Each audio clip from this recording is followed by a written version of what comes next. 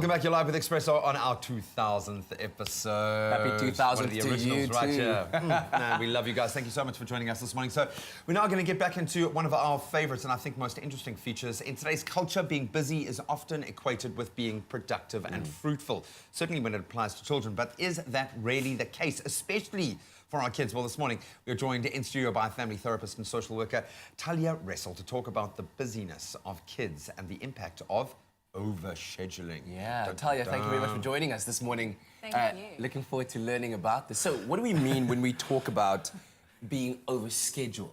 Yeah. Well, it means like having every minute accounted for. Your day is filled for kids. I mean, remember, they're at school for a large chunk, which is busy, busy, go, go, go. Yeah, okay. But now trends have swung into extramurals every afternoon, followed often by another one, followed by an extra lesson, followed by homework. Then on the weekends, that's really scheduled with, I mean, in the past, it tended to be maybe you did 1 or 2 extramurals. Now, one extramural happens 3 or 4 times a week. Then you've got the other one. Then you've got, you know, just a whole thing of activities that leave kids with very little downtime. So basically just having it, like you say, every minute, like you're Every doing minute. from 1 till 2, you're doing this. Then 3 till 4. Exactly. But we're doing it for our kids, surely. We're Well- doing it to give them a platform to be great and amazing and to fill Instagram with amazing pictures. Now, why are our children so busy? Is it for the kids? Is it parents needing to live vicariously through their kids? What is driving this, do you think, to the degree that it's happening now? I think it's a combination of factors. Look, firstly, we've got to acknowledge parents are working a lot longer, a lot busier. You know, you're not coming home at 5 o'clock anymore and that's it. So parents' days are more filled. So you want to keep your children occupied. You want to keep them supervised because otherwise, nowadays, downtime is considered screens. So they're filling it with something else rather than a screen. So I get why it's valuable. But at the same time, there's big pressure on if you don't push your child, they're going to be left behind. Because now it's not a case of getting extra lessons because your child's falling behind. It's getting extra lessons because everybody else is having extra lessons.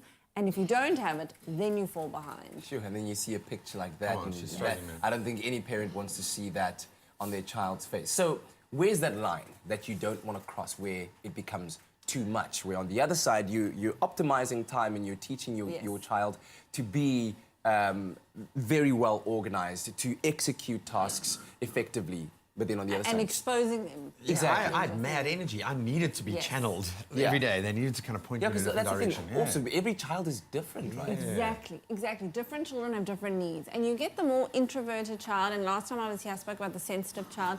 They need more downtime. So that's paying attention to your child's needs. Those with more energy, yes, channel that energy, but it doesn't have to be a structured energy. You can go outside, run around and play and burn that energy. Yes. So it's weighing up what your child needs, what is going to work for you as a family. But that line, it's so hard to know. I think, you know, I don't want to say to parents, cancel all activities and start from scratch. Yeah, just call it a day.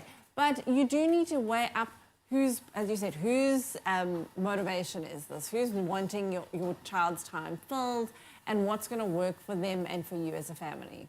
Do you ask your child? I was about to say that, yeah. Like, Do who you have drives this conversations? process? Like, and at what age do you expect your child to take responsibility for their own scheduling to a degree, if that makes any sense? I think as they get older, absolutely. You need to take into account their input, as well as holding them accountable. If they're wanting to do an activity, then they need to commit to it and follow through on that, you know, not dropping out. Better be after good, two. dude.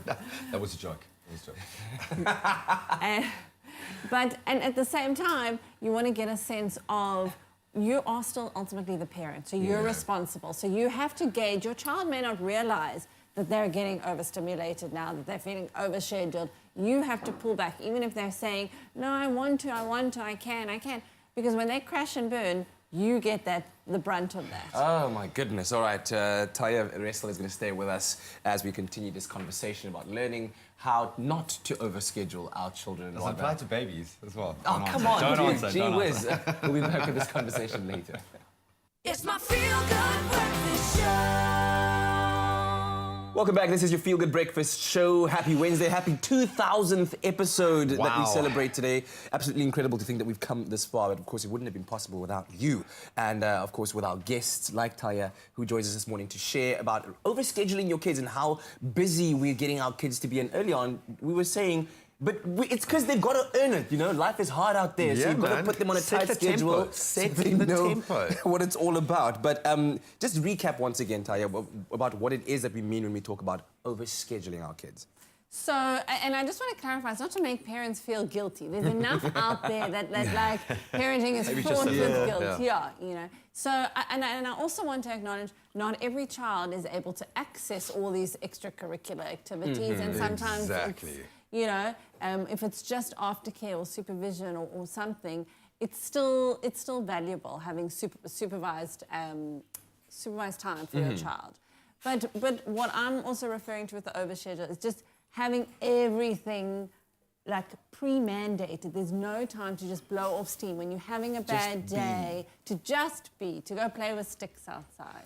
We call it unstructured play. Exactly. Unstructured time, I think more adults can do with little unstructured time in their lives. But what does this actually do for our child? What's going on inside? We've spoken, we touched on it with our sensitive children to a degree, but what do they need to get out of this, and what do they get out of this unstructured play? Why do we need unstructured time? So really, firstly, they've got to learn to be comfortable with themselves, to be alone with themselves. Now, that is such a valuable tool. How many of us struggle to be alone? We're always looking for someone to fill that time.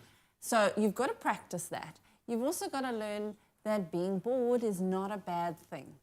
Being bored is not a bad thing. I've never heard that before. It prompts invention. Totally. Creativity, imagination. So many kids today will come, I'm bored, and like expect the parent to fill that time. And often we take that on thinking, okay, we must do something, you know.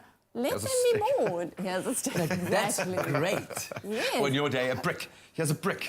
Go outside, play. Exactly. Okay. So it's really important to have the space to just be. Remember, also not to be with technology.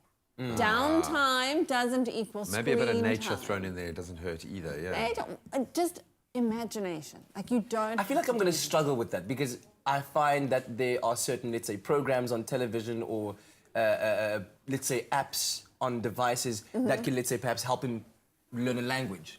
Yeah. And so then it's cool for me to have him have screen time because it's teaching him something. I'm not saying no screen time. Okay. And if you come to my house and see my percentage? kids What's a healthy percentage, do you think? You know, they say as they start young, we want to go for like maximum an hour a day. That's all types of screens, phones, TV. That's like my whole Saturday when we're watching football. So, but obviously you've got to figure out what works. I'm not here to like dictate what parents need to do. And sometimes if you're cooking and the children have to be busy, put them on a screen. But what I'm saying is find ways to have quiet time, to have downtime where they learn that skill. They'll never learn how to be unstructured if they don't get unstructured time. Sure. Okay, so let's share some final tips, just in overall, how to manage a balance. So how to manage balance? Firstly, for parents, as I've said, don't feel guilty. Firstly, if you are structured. Thank you. But secondly, also, don't feel the pressure to keep up. If you're putting your kid in all these things because everybody else is and you're worried that your child is not going to cope. You've got to ask yourself those questions. You've got to ask yourself, what does my child need? Really take that time out. Sometimes I'll do things with my kids out of my guilt as a working mom, and now, okay, I'll fill up their time. They're actually okay to just do nothing. Yeah. So it's really about looking at what's driving you, what's the motivation, what's working for your family.